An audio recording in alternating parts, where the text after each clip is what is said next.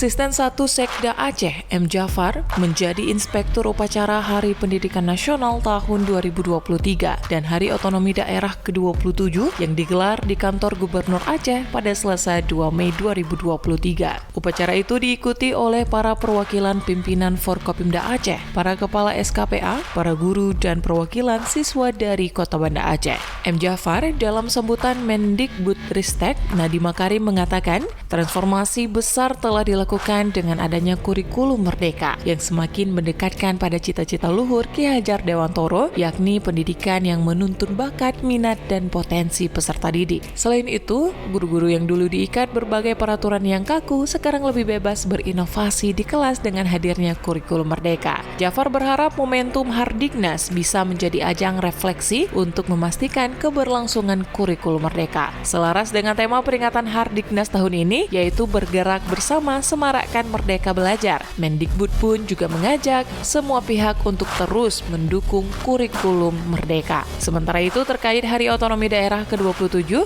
Jafar yang membacakan sambutan Menteri Dalam Negeri Muhammad Tito Karnavian mengatakan tidak mudah mewujudkan cita-cita mulia dari otonomi daerah yang memberikan kewenangan daerah untuk mengatur pemerintahan dan kepentingan masyarakat secara mandiri. Penguatan kelembagaan dan kinerja SDM sangat dibutuhkan agar bisa menggali potensi dan pemberdayaan di masing-masing daerah. Oleh karena itu, peringatan Hari Otonomi Daerah ke-27 harus dijadikan momentum memperbaiki etos kerja, birokrasi, dan sinergitas antar lembaga.